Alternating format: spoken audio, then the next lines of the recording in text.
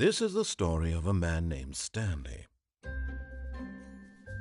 Stanley worked for a company in a big building where he was employee number 427. Employee number 427's job was simple. He sat at his desk in room 427 and he pushed buttons on a keyboard.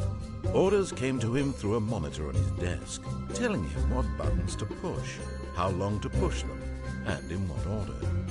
This is what employee 427 did every day of every month of every year.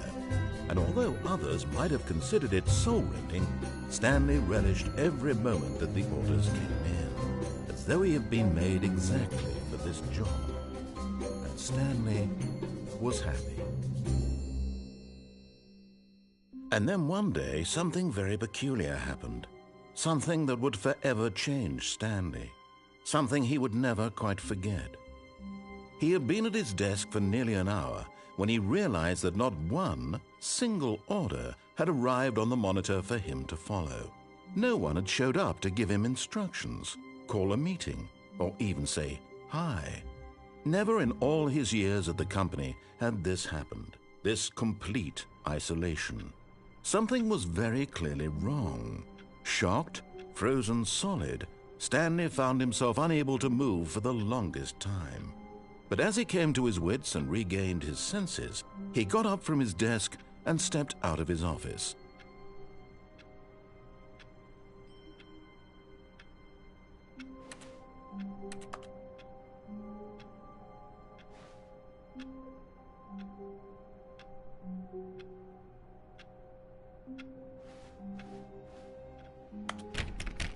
All of his co-workers were gone. What could it mean? Stanley decided to go to the meeting room. Perhaps he had simply missed a memo. Oh, please. Are you really just doing this for the trophy?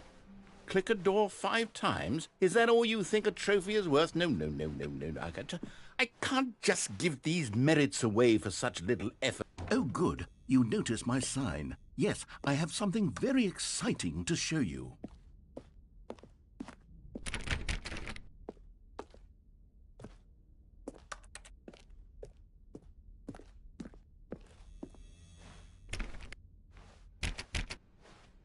When Stanley came to a set of 2 open doors, he entered. This was not the correct way to the meeting room, and Stanley knew it perfectly well. Perhaps he wanted to stop by the employee lounge first, just to admire it.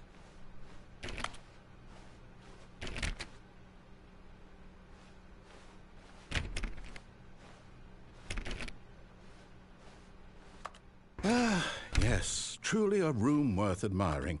It had really been worth the detour after all, just to spend a few moments here in this immaculate. But eager to get back to business, Stanley took the first open door on his left.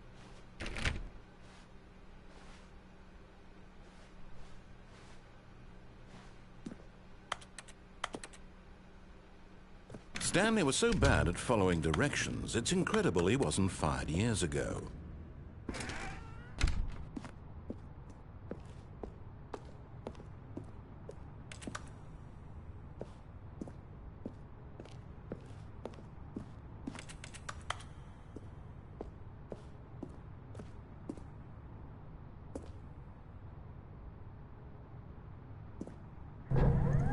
Look, Stanley, I think perhaps we've gotten off on the wrong foot here. But in his eagerness to prove that he is in control of the story and no one gets to tell him what to do, Stanley leapt from the platform and plunged to his death. Good job, Stanley. Everyone thinks you are very powerful.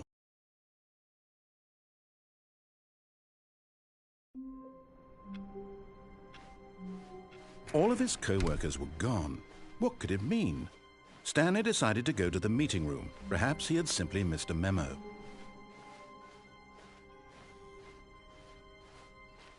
When Stanley came to a set of 2 open doors, this was not the correct way to the meeting room, and Stanley knew it perfectly well.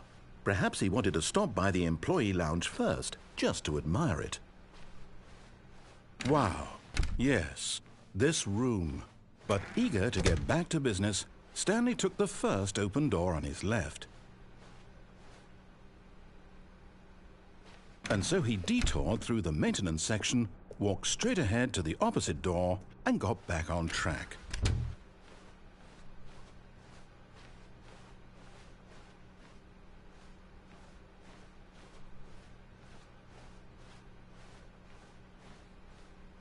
Yet there was not a single person here either. Feeling a wave of disbelief, Stanley decided to go up to his boss's office, hoping he might find an answer there.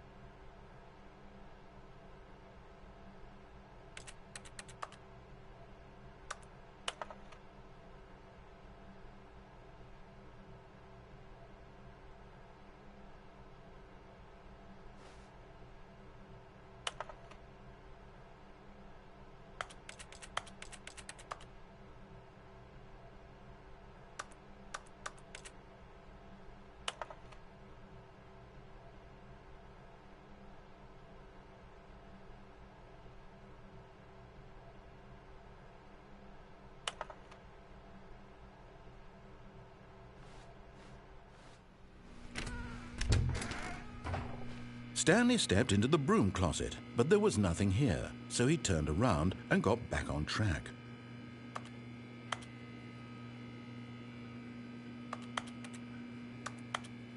There was nothing here. No choice to make, no path to follow, just an empty broom closet. No reason to still be here.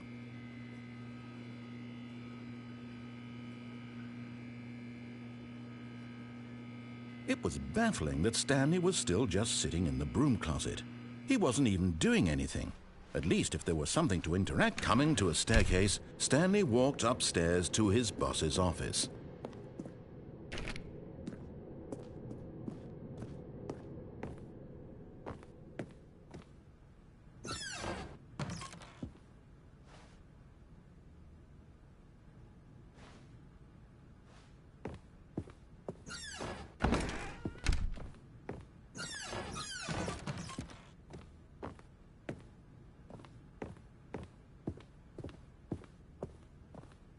Stepping into his manager's office, Stanley was once again stunned to discover not an indication of any human life. Shocked, unraveled, Stanley Stanley was in such a rush to get through the story as quickly as possible, he didn't even have a single minute to just let the narrator talk. That kind of anxiety isn't healthy, so he relaxed for a few moments with some calming New Age music.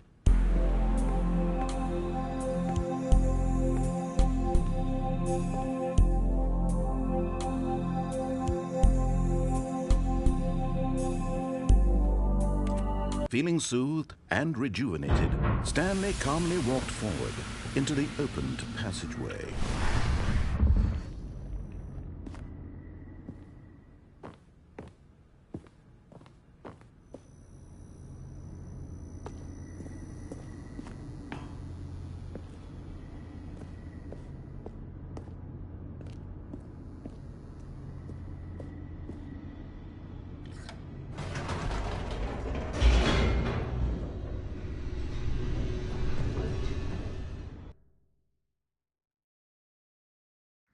Descending deeper into the building, Stanley realized he felt a bit peculiar.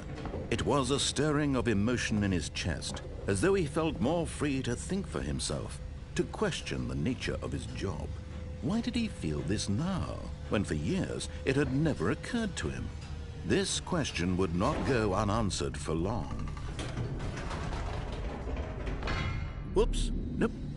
Never mind. Stanley actually got back into the elevator and went back up. Silly me. Why did Stanley do that when he knew that it would just lead back to his boss's office? Well, that's a great question. I just can't wait to find out.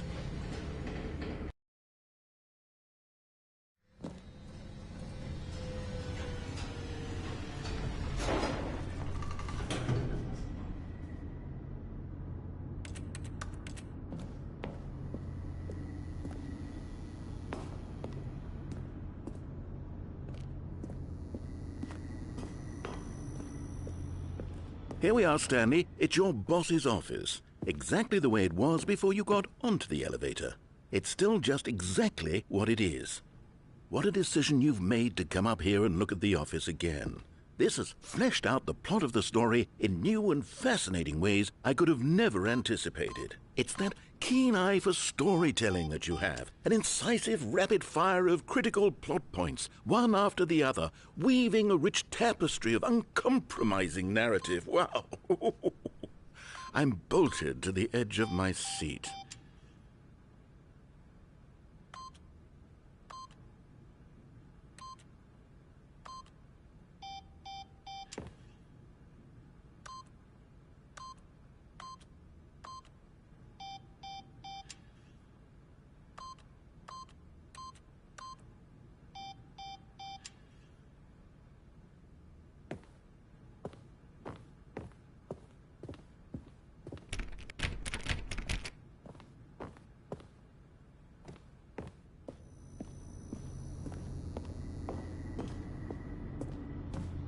Incredible.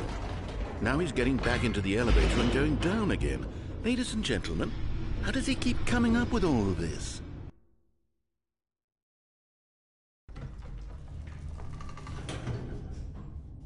Surely this time Stanley will walk forward into the spooky corridor, won't he? Did you think we were going to go forward down the spooky corridor? No. It's time once again to go back up in the elevator. I can't even begin to grapple with what might be up there. Is it the boss's office again? Or what if it's the boss's office this time? The suspense is killing me.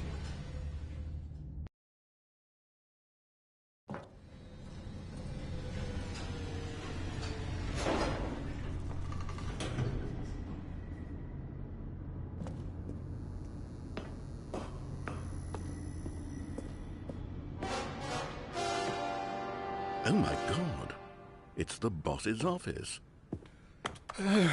This absolutely changes everything for me. Give me a timeout here for a minute while I process this.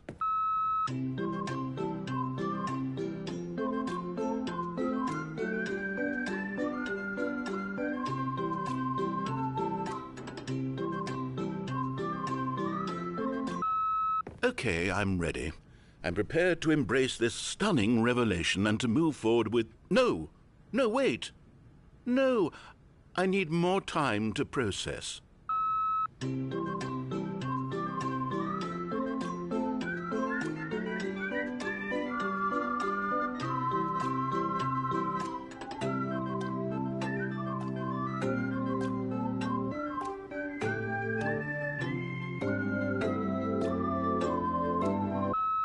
All right, I have fully come to terms with it. I have made space in my worldview for this astonishing new reality. As before, I turn to your expert eye for gripping narrative, Master Stanley.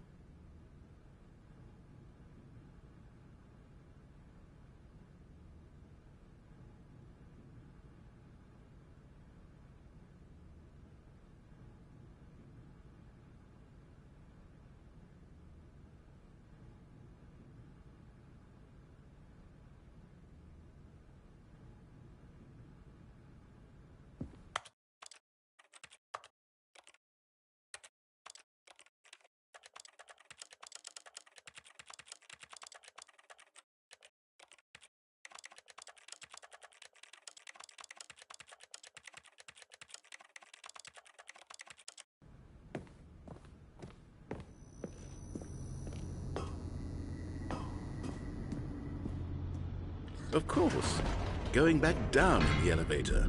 How did I not anticipate it? I mean, sure, now it's obvious, but you have to understand that 30 seconds ago, this kind of thing had never been attempted before. I had no frame of reference to even anticipate it. That's just how revelatory Stanley's decision-making is. A breath of fresh air in a landscape of storytelling that has grown stale and repetitive.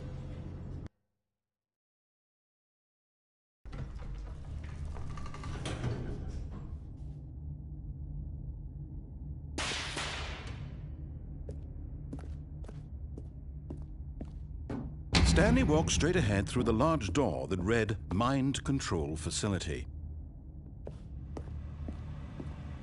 Although this passageway had the word escape written on it, the truth was that at the end of this hall, Stanley would meet his violent death.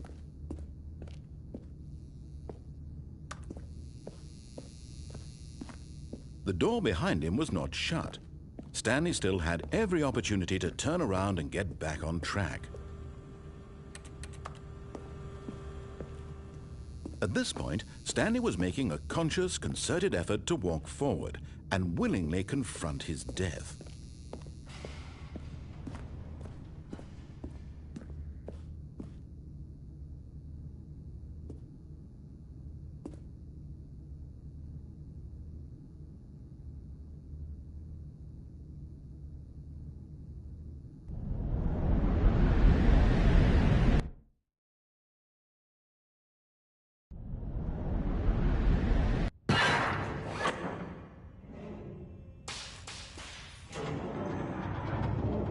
As the machine whirred into motion and Stanley was inched closer and closer to his demise, he reflected that his life had been of no consequence whatsoever. Stanley can't see the bigger picture. He doesn't know the real story, trapped forever in his narrow vision of what this world is. Perhaps his death was of no great loss, like plucking the eyeballs from a blind man. And so he resigned and willingly accepted this violent end to his brief and shallow life. Farewell, Stanley.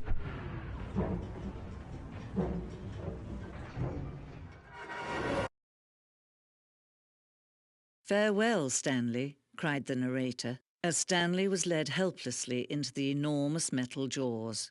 In a single visceral instant, Stanley was obliterated as the machine crushed every bone in his body, killing him instantly.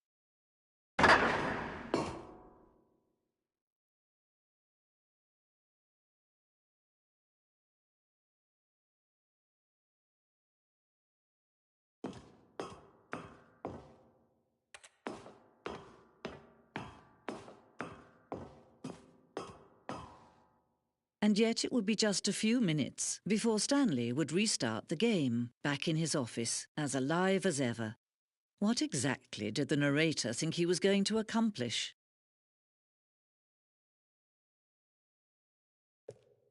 When every path you can walk has been created for you long in advance, death becomes meaningless, making life the same.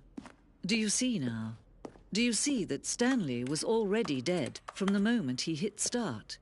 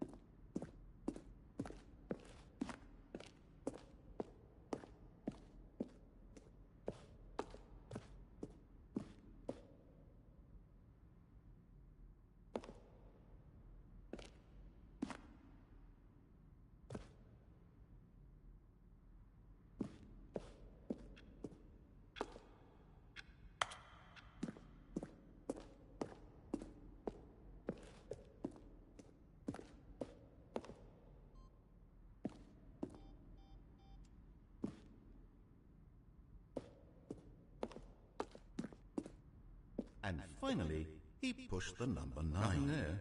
Shoot. Well, try the other one then. Then he pushed the number 4.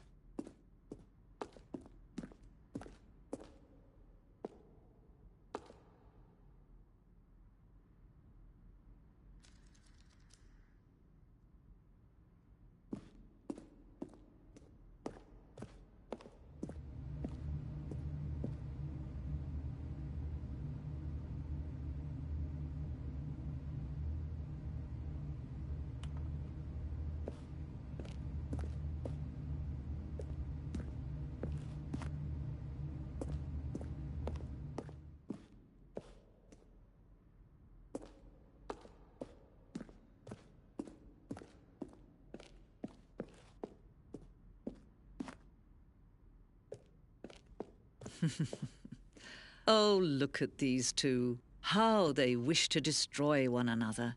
How they wish to control one another. How they both wish to be free.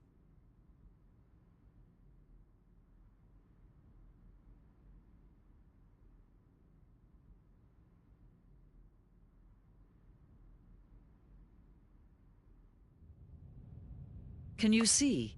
Can you see how much they need one another? No, perhaps not. Sometimes these things cannot be seen.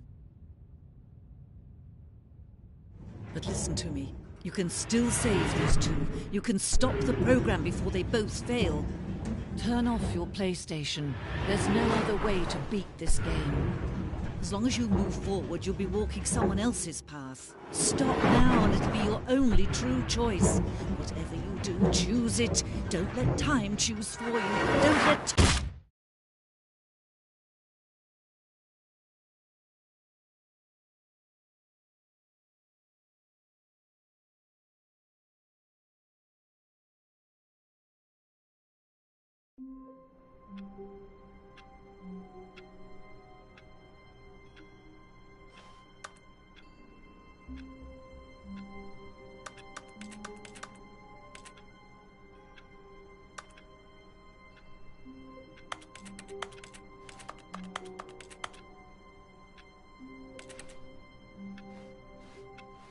All of his co-workers were gone.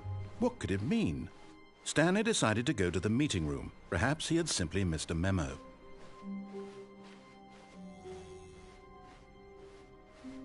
When Stanley came to a set of 2 open doors, he entered the door on his left.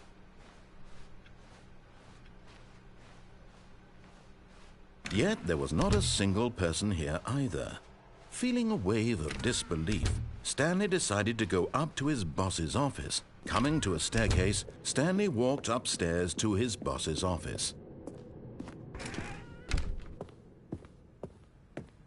Okay, I think we all know the drill by now. Blah, blah, blah. Dark secrets, the keypad. Stanley pushes some buttons. Oh, hey, look, it's a new passageway.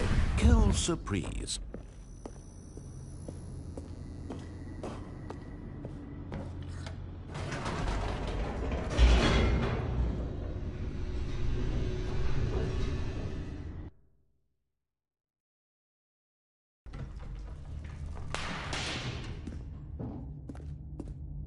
Stanley walked straight ahead through the large door that read Mind Control Facility.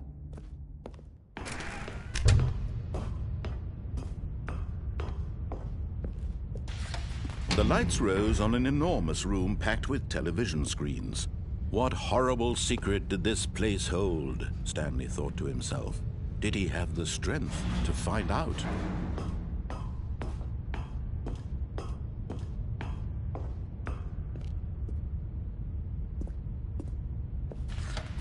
Now the monitors jumped to life, their true nature revealed. Each bore the number of an employee in the building, Stanley's co-workers. The lives of so many individuals reduced to images on a screen, and Stanley, one of them, eternally monitored in this place where freedom meant nothing.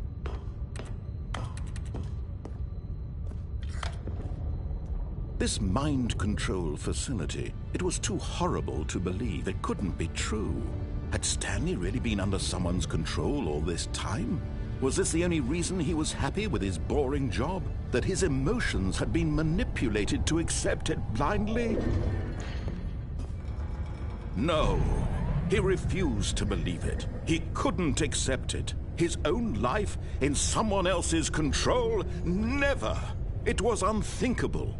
Wasn't it? Was it even possible? Had he truly spent his entire life utterly blind to the world?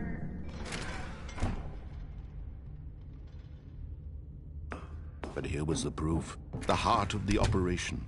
Controls labeled with emotions, happy or sad or content. Walking, eating, working, all of it monitored and commanded from this very place. And as the cold reality of his past began to sink in, Stanley decided that this machinery would never again exert its terrible power over another human life. For he would dismantle the controls once and for all.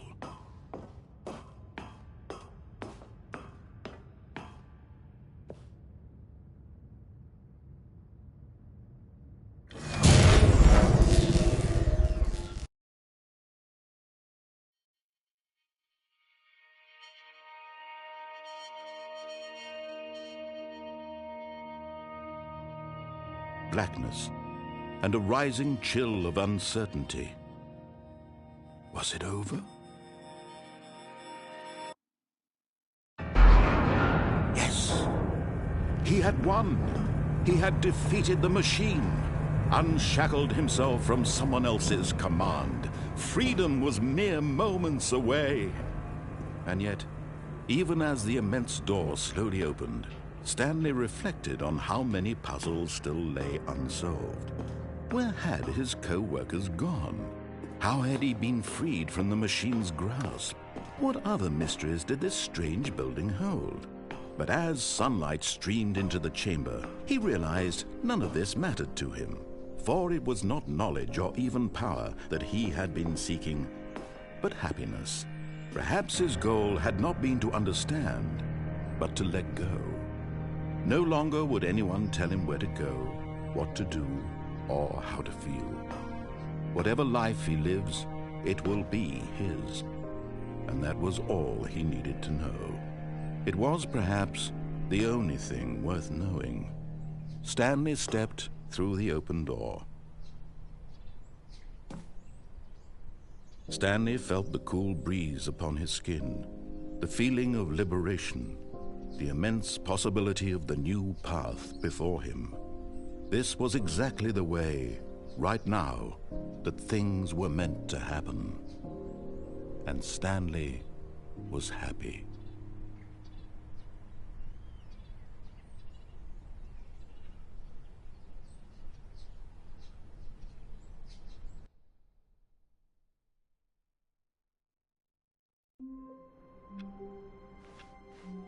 All of his co-workers were gone. What could it mean? Stanley decided to go to the meeting room. Perhaps he had simply missed a memo. Oh, good. You notice my sign. Yes, I have something very exciting to show you.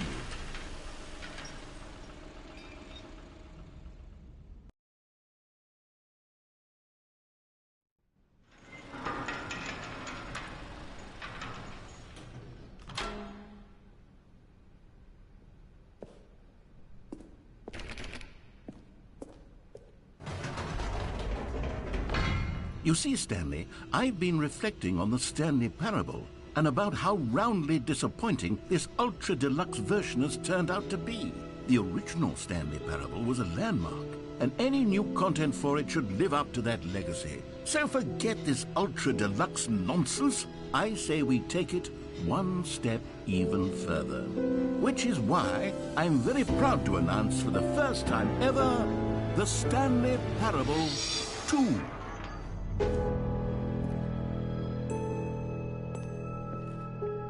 Yes, you see, isn't this far superior to a measly port with a few minor additions? Think of all the new territory we'll cover with a fully fledged sequel. An entirely new experience, built from the ground up.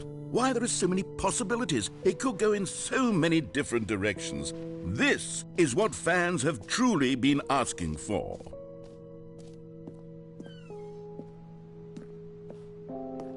Calling it the Stanley Parable 2 is just so much catchier than Ultra Deluxe, don't you think? Ultra Deluxe? What does it even mean? But the Stanley Parable 2, now that's an artistic statement right there. It's future-oriented. It screams progress and innovation and long-term franchising potential. Now, to be clear, I haven't quite nailed down what exactly the Stanley Parable 2 is going to be, but let's take a look at some of the features I've been developing for it. I figure that if I can loosely organize a handful of interesting concepts, that surely the game will sort of naturally spring up around them. It'll all work itself out. Game development is much more of a fuzzy magic than anything scientific or... Here we are. Go on, try out some of the new features.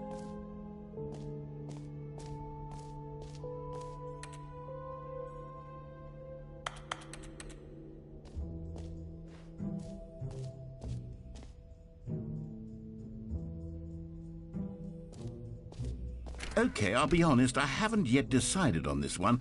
I think that in the new version, the office could use a bit of decoration, like balloons. But I'm undecided on Get Well Someday and Happy 12th Birthday. Which would you go with?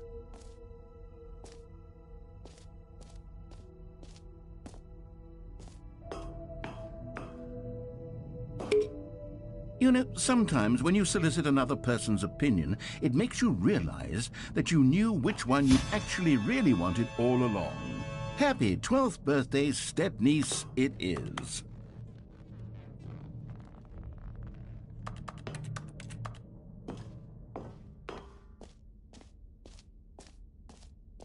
Or actually, maybe I should have gone with...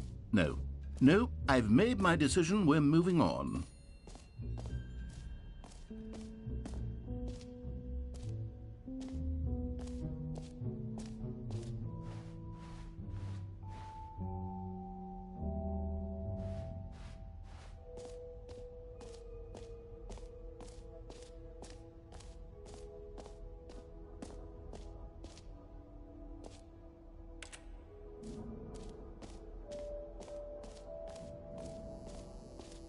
Now, here's something special. You remember that broken test trophy that got left in the game on accident? Well, I'm developing a technology to simply give you the trophy. Yes. You see, you'll come to this lever, and when you pull it, the trophy will be given to you. Okay, perhaps I should have clarified. This is technology that will exist. Right now, the trophy is still fully broken. I'm not a wizard, Stanley.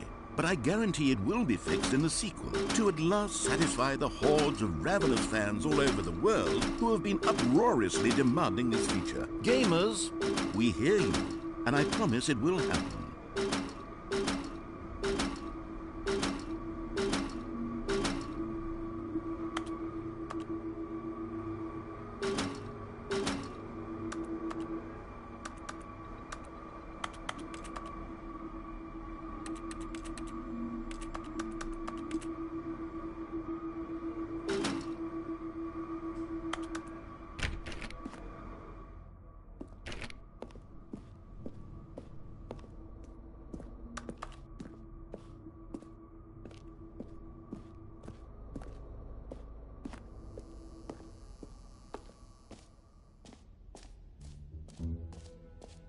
What else? What other exhibits haven't we seen yet?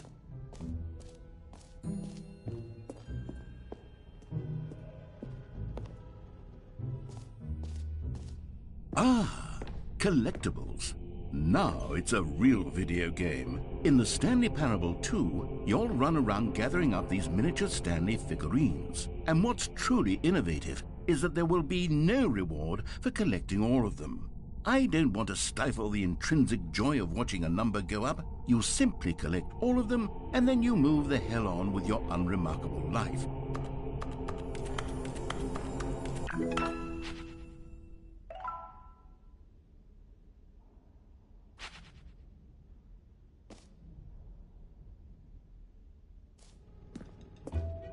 God, it really is the worst when you collect everything in a video game and then they give you a big fancy reward for it. Absolutely tragic.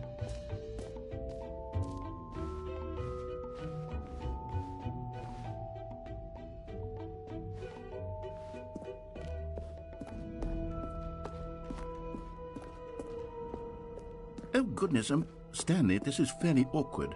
I hate to do this, but before you leave, you really should go to the bucket exhibit. You see, there's a surprise I was going to spring on you later, and it involves the bucket.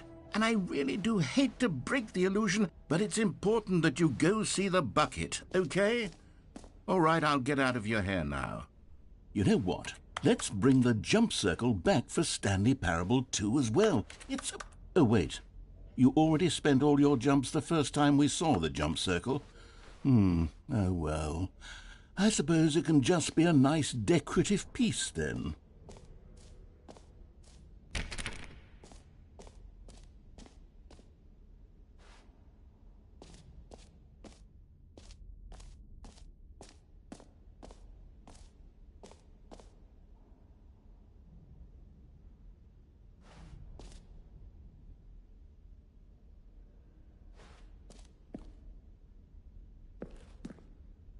A common complaint of the Stanley Parable was that it was confusing and paradoxical, that it engendered a chaotic sense of reckless despair in those who played it. Well, I am happy to say that after much consideration, I've engineered a clever solution to this fundamental problem with the game. It's the Stanley Parable Reassurance Bucket. You see, Stanley, anytime you're holding the bucket, a sense of calm and ease will fill your mind and your heart. It's true. As long as you hold on to the bucket, the many disorienting contradictions of the Stanley Parable will feel perfectly normal and perhaps even comforting. You may even come to long for the gentle embrace of jarring cognitive dissonance while the bucket is in your arms. And to be honest, it's a much more convenient solution for me than actually redesigning the game to be less uncomfortable. Can you imagine what a pain in the ass that would be? Yes, the bucket is the perfect solution. Come on, give it a try.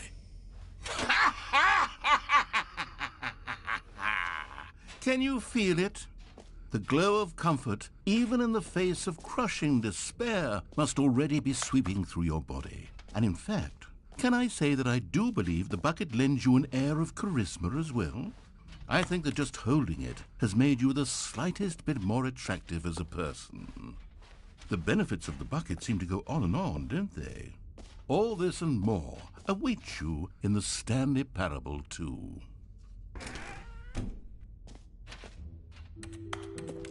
Does anyone give out awards for most enjoyable bucket in a video game? That really should be an award if it isn't already.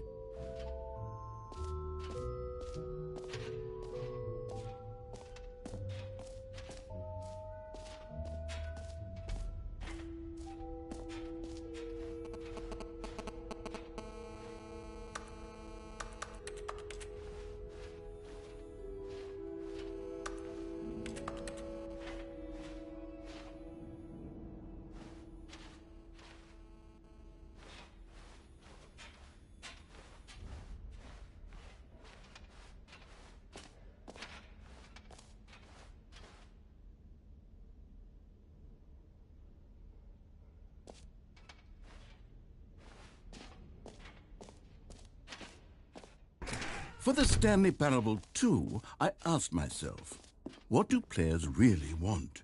And of course, the first and most obvious answer is that they want to be individually recognized and validated as people. So with that in mind, my first addition to the game is this button which speaks the name of the person playing the game. Isn't that wonderful?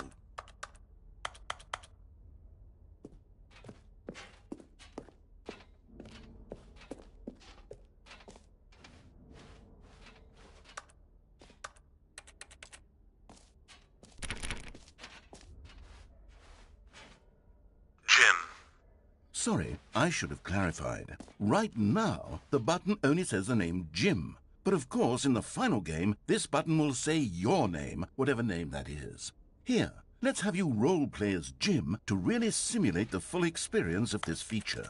Just play along. I promise you'll love it. Okay, here we go. Let's take a deep breath, clear your mind, forget whoever you are, and simply become a person named Jim. Jim. Whoa, hold on. I wasn't finished setting up the backstory. If you don't properly roleplay as Jim, then you'll never understand the impact of this button. Otherwise, it's just a stupid button that says somebody else's name. Okay, we're doing it again, and this time let me finish first. Now, allow yourself to become Jim. Jim. All right, fine, whatever. It's just a meaningless button that says Jim. Are you happy now? Get out of here. I'm done with this button. Why don't you go humiliate me in front of a different feature that I worked very hard on?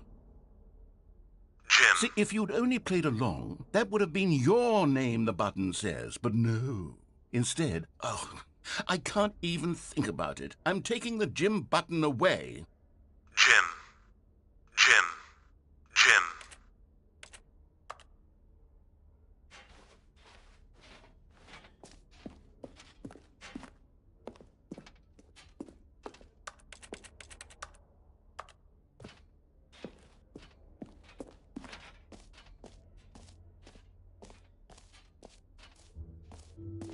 Maybe I'll only let people named Jim play the Stanley Parable too. They would appreciate what I've created. An epilogue would be fun, wouldn't it, Stanley? Yes, it will go at the end of the, well, we'll figure that out later.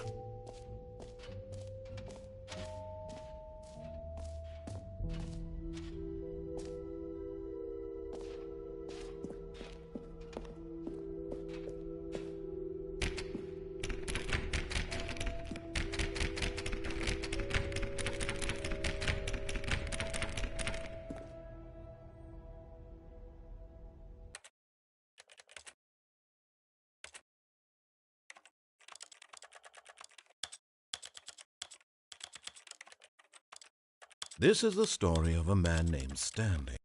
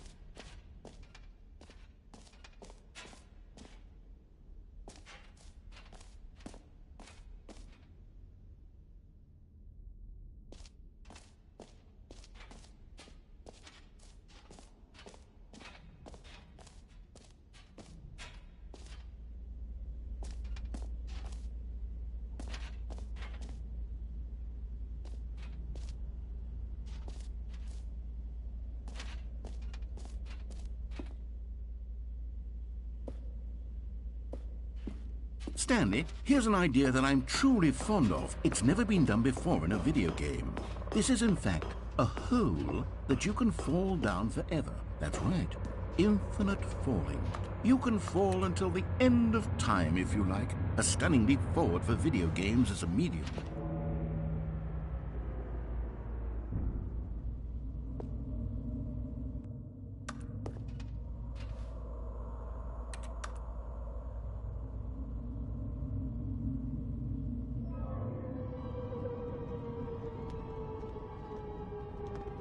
You see, isn't it wonderful? One of my more ingenious concoctions, if I do say so. Now then, since you've gotten to see the infinite hole, you can press the teleport button to pop back up to the top, and we can continue onward. Now, I don't mean to be a bummer, but I do recommend you use the teleport button to go back to the top. Maybe do it on the sooner rather than later spectrum of things.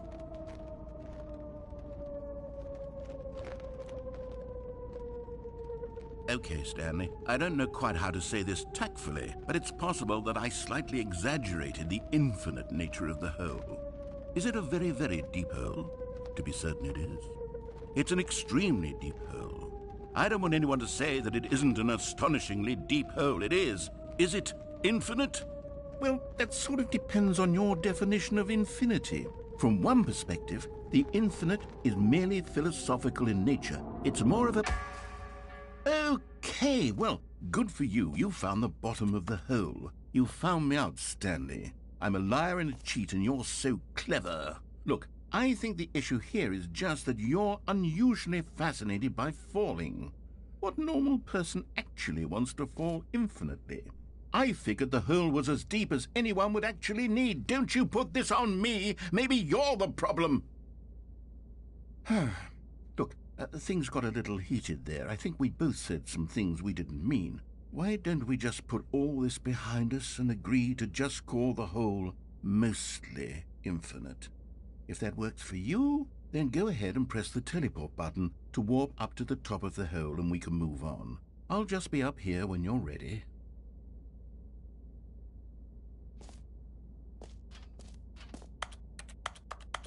Great. Now, I'm very excited to show you even more of my ideas. Oh, for heaven... You see, I was right. The problem is you. The problem is that you like holes too much. Not normal.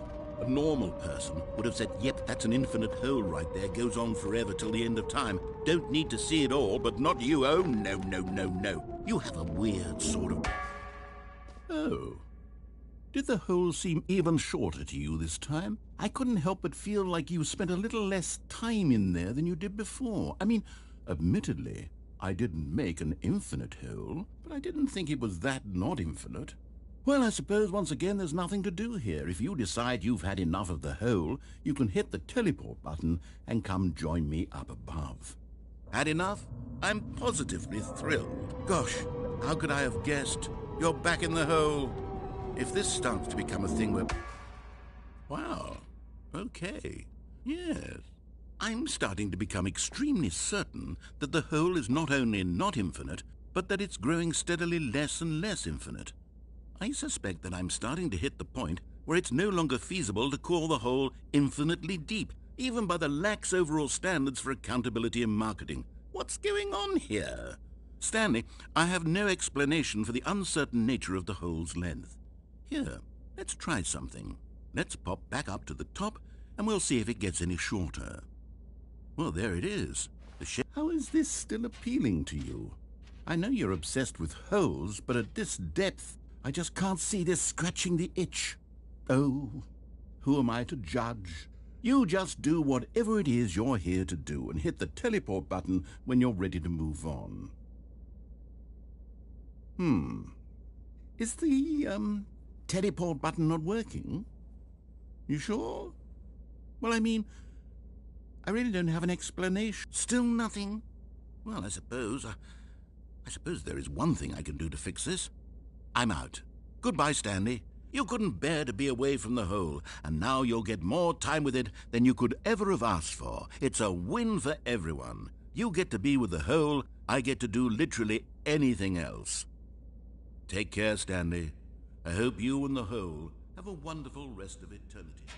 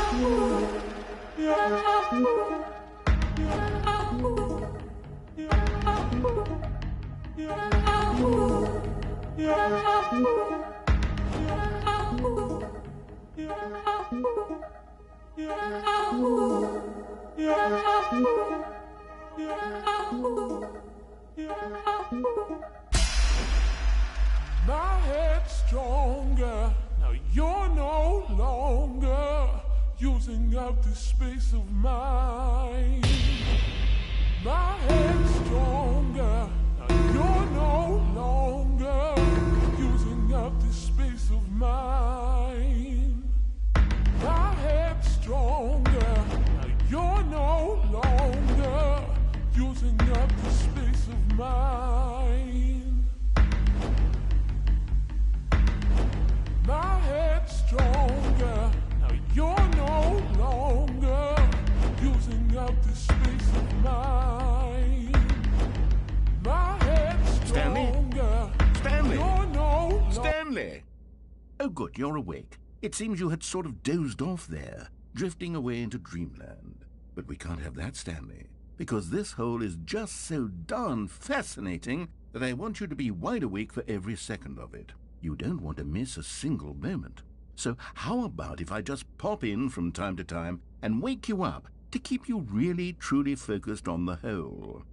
From the looks of things, you and I will have many, many years here in this hole, and I'm looking forward to all of them. Stay alert, Stanley.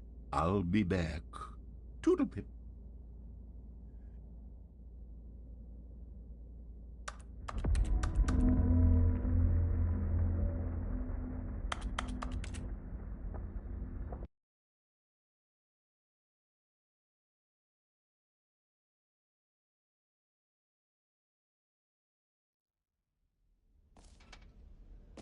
Here we are. Go on, try out some of the new features.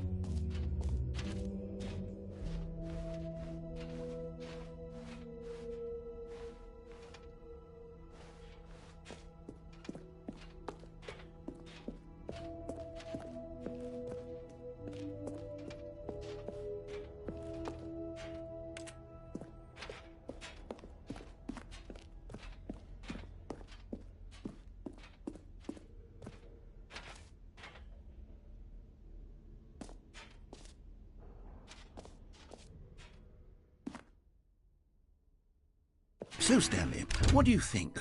Do you like all of the new features? Yes, I know it's not exactly clear yet how exactly these features will come together as one single coherent video game, but I can feel it in my soul.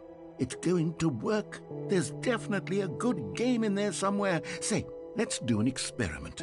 I'll arrange these new features together, and we'll see whether or not it coheres into a meaningful gameplay experience. Okay. Are you ready? Here it is. I give you the Stanley Parable 2.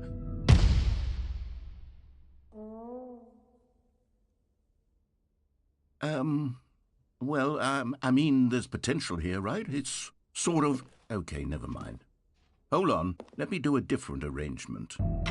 Okay, yes, this is much better. I feel good about this. Here we go. Version 2. Who am I kidding, Stanley? This isn't a coherent video game at all. It's a lot of gags. And I do very much enjoy creating gags, but they don't add up to anything. I wanted more than anything to create a sequel that would capture all the magic of the first game. I wanted fans to love it. No matter how good these gags are, they won't stand on their own. They would need the structure and the gameplay of the original. Wait, maybe that's it. I can take the original Stanley Parable and simply, well, insert a few of my new features into it. Tastefully, of course. With respect. With care for the vision and integrity of the original game. Would it possibly work? I suppose it could. But it would need a really, really tremendous title screen. A title screen that says with bold and uncompromising conviction, "This is the Stanley Parable 2. Let me see if I can whip something up. All right, perfect. Go ahead. Take a look.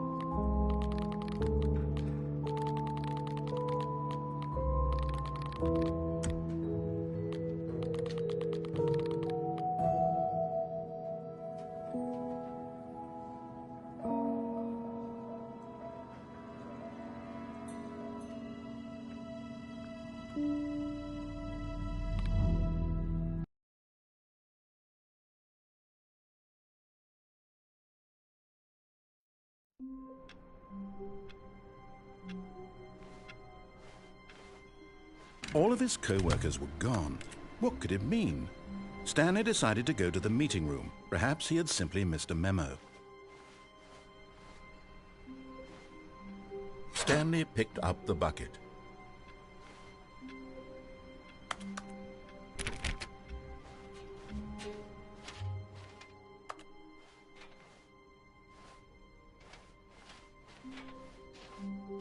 Stanley clutched the bucket tightly to his chest and entered the door on his left.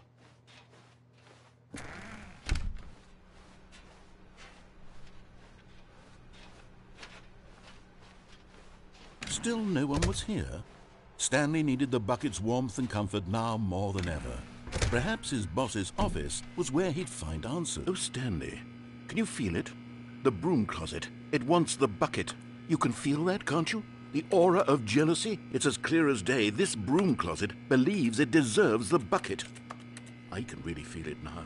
It's a bucket. It belongs in a broom closet. That's what the broom closet is trying to say here. It's supposed to go with the other cleaning supplies. Good for you, Stanley. Don't give in. Don't hand over the bucket. I know how hard it must be, given the pressure that the broom closet is putting on your shoulders right now, but you have to be strong. This is your bucket. This is your companion and lifelong friend. You can't hand it over. Oh, no. We're getting into name-calling now, it seems. Is this how low the broom closet has sunk, that it has to resort to this stream of petty insults simply in order to get you to hand over the bucket? Stanley, I never liked this broom closet for a variety of reasons, but even this is worse than I had imagined. And wait, now the broom closet has the gall to imply that you and the bucket are not truly deep and lasting friends? That your relationship is purely superficial and convenient? That your life is so banal and meaningless that you'd feel the same sort of kinship towards any inanimate object which happened to lay in your path in an even partially enticing manner? Well, I'd never. Go on, Stanley. Lay into it. Really tell the broom closet off for its demeaning comments. Expand on the wide variety of experiences you and the bucket have shared together. Go through each of them point by point. Share your journal entries detailing the rich emotional landscape of your feelings for the bucket as they have changed and evolved over the years.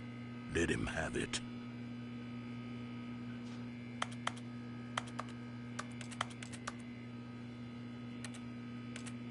Okay, I've got you something which I think will help settle this debate once and for all. Here we go. There. Now it's settled. No more debate, no more discussion. Take a hike, broom closet, with all your meandering philosophical diatribes about the nature of cleaning supplies and their relationship to broom closets in the natural order of things.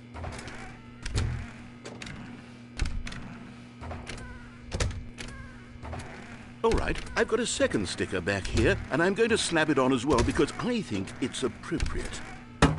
You see? I feel that it works because the sticker is also a bucket. That way, if you're ever unsure whether the thing you're holding is a bucket or not, you can look down at this sticker and say to yourself, "Ah, it's a bucket." There really is a wide variety of applications for this sticker.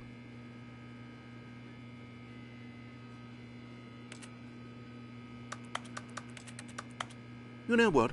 I could take the name-calling and the dismissal of your kinship with the bucket, but now the broom closet is just giving us the silent treatment. And to be honest, I'm sick of the pettiness on display.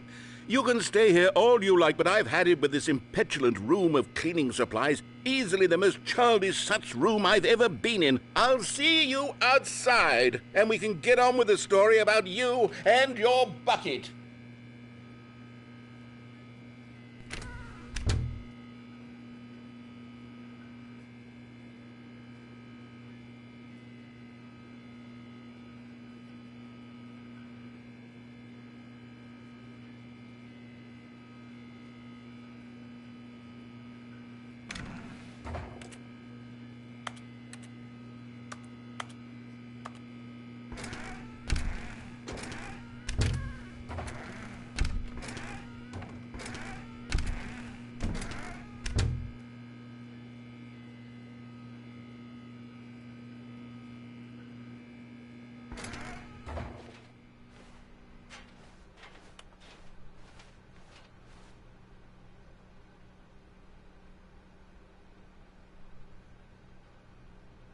Coming to a staircase, Stanley and the bucket walked upstairs to the boss's office.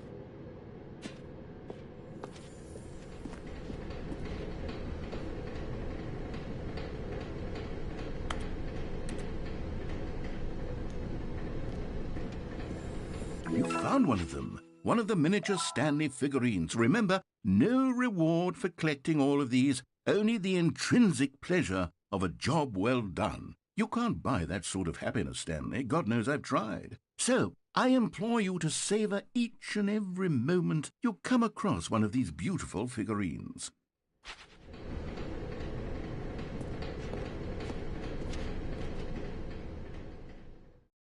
But Stanley just couldn't do it. He considered the possibility of facing his boss, admitting he had left his post during work hours. He might be fired for that.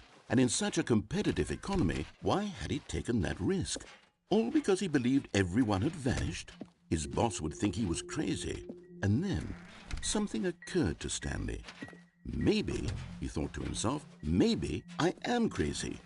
He looked down at the bucket in his arms. Am I crazy? He asked the bucket. The bucket returned his gaze, but said nothing at all. That's strange, Stanley thought. Usually the bucket is a source of guidance and wisdom for me in difficult times such as these. He held the bucket close, yet felt none of its familiar reassurance and comfort. And that's when Stanley realized, this isn't my bucket. It's just a normal, everyday bucket. Someone else's bucket, perhaps. How did I end up with someone else's bucket? This is all terribly wrong. Surely no good would come from this. Who knows what sorts of bizarre hallucinations Stanley might experience without the psychologically grounding presence of his bucket. And indeed, now he noticed that the rooms were repeating, which was, of course, very odd. And now he felt himself floating off the ground. Oh, gracious, he exclaimed. Without my bucket, I've gone truly mad. Where is it? I must find it. Far off in the distance now, he heard it, calling to him. Stanley! Stanley, it's me, the bucket. Could it truly be? He rushed forward from room to room, passing by one bucket after the next. None of them were his. None of them were his special bucket. Come to me, Stanley. Find me. He had to find the bucket. He had to return to his old friend. It was the only way to truly restore his sanity. And then suddenly, he froze dead in his tracks. He knew where the voice of the bucket had been coming from. The real bucket was inside of him all along. It was incredibly painful. Stanley doubled over in agony and blacked out.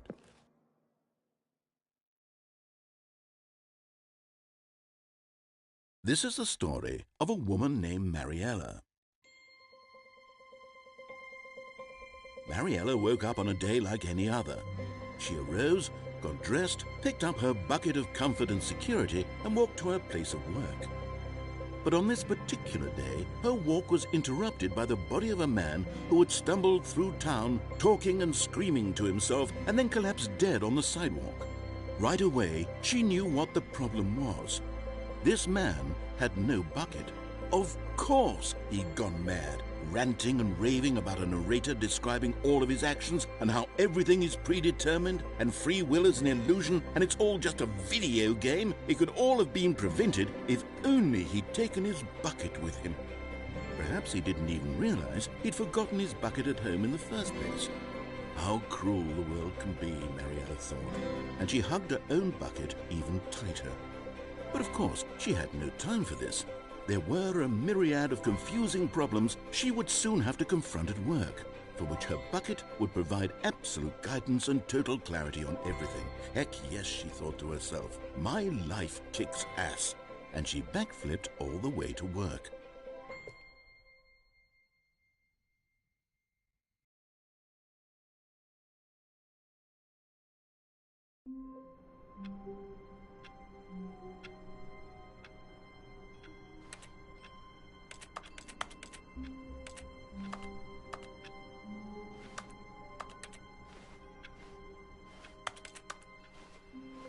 Stanley knew the office layout like the back of his hand.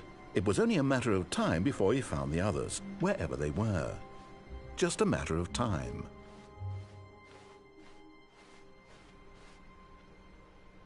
Stanley lifted the bucket into his arms, and a wave of comfort rushed over him. Stanley clutched the bucket tightly to his chest and entered the door on his left.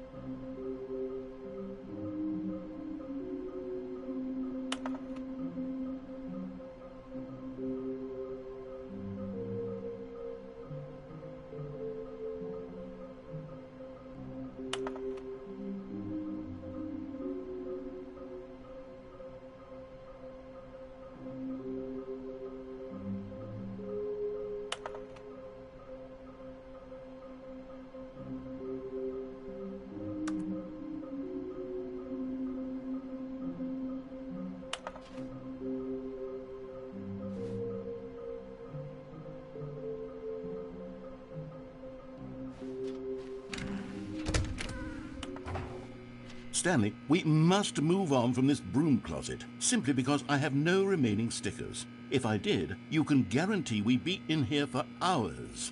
But alas, no stickers. Coming to a staircase, Stanley and the bucket walked upstairs to the boss's office.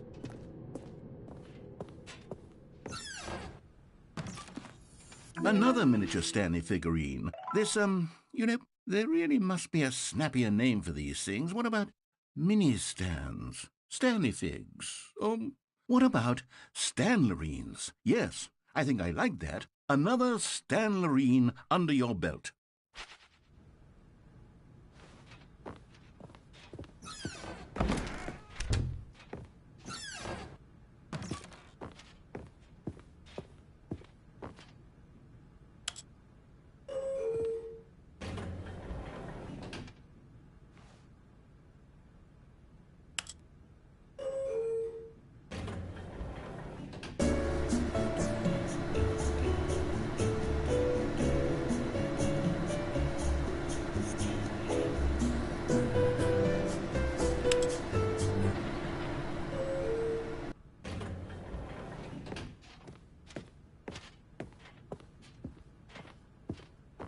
Stepping into his manager's office, Stanley was once again stunned to discover not an indication of any human life. Crushed by the weight of this revelation, Stanley may have broken down into an emotional dumpster fire if not for the soothing presence of the bucket. Even now, in his darkest of hours, did the bucket's warmth and guiding light pierce the dark clouds of confusion and chaos. It would be with him always. The bucket would, and he knew it. The two of them were inseparable. At this point, Stanley was so absorbed in the tender spiritual connection he shared with the bucket that he didn't notice the keypad behind the boss's desk. Nor in his bliss of simply being near the bucket did he have any notion that the PIN number for the keypad was 2845.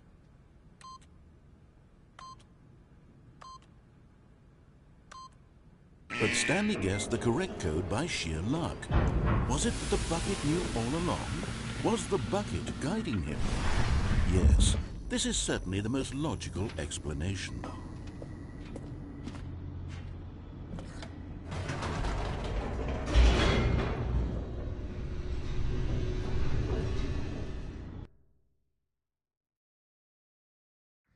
The elevator raced downward, plummeting towards an unknown fate. It would be all Stanley could do to keep himself together, if not for the bucket. Soothing him, comforting him, reassuring that in this darkest moment of uncertainty, he would be all right. The bucket is here for you, Stanley. Everything will be fine.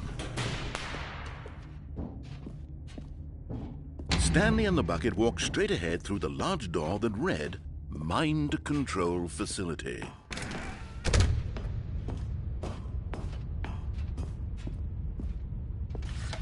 The lights rose on an enormous room packed with television screens. What horrible secret did this place hold? Stanley and the bucket both wondered to themselves.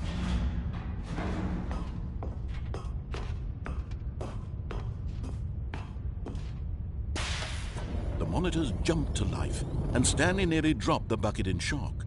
Everyone in the office was being videotaped, monitored like guinea pigs. The bucket had never seen anything like this, and it very nearly burst into tears as Stanley cradled it gently, reassuring it that everything would be fine.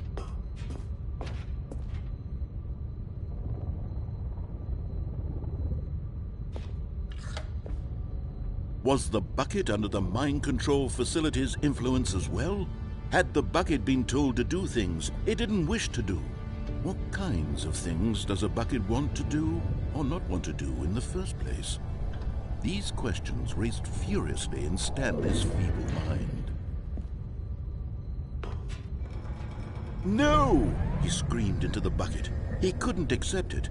His own life in someone else's control, never! He squeezed the bucket tighter, his one friend in the entire world. At this point, he could trust no one except for the bucket.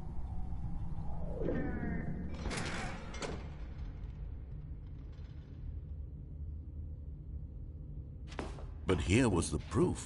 The heart of the operation. Controls labeled with emotions, happy or sad or content. Walking, eating, working, all of it monitored and commanded from this very place. And as the cold reality of his past began to sink in, Stanley decided that this machinery would never again exert its terrible power over another human life. For he and the bucket would dismantle the controls for good. Two best friends, Stanley and the bucket, up against the world. They high-fived in a really cool way, and the bucket made a sassy comment about taking down the system.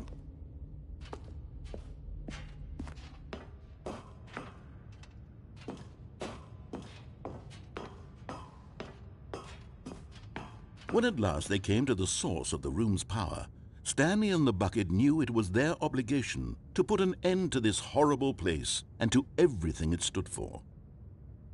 But at the last second, the bucket jumped in and pressed the button to turn on the controls. Stanley gasped in horror. Had this been the bucket's plan all along?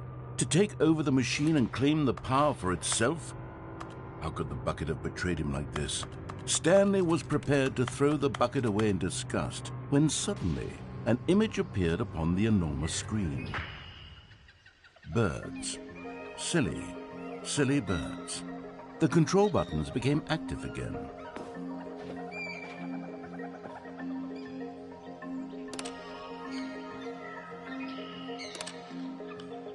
Stanley flipped through one video of silly birds after another, and then it dawned on him.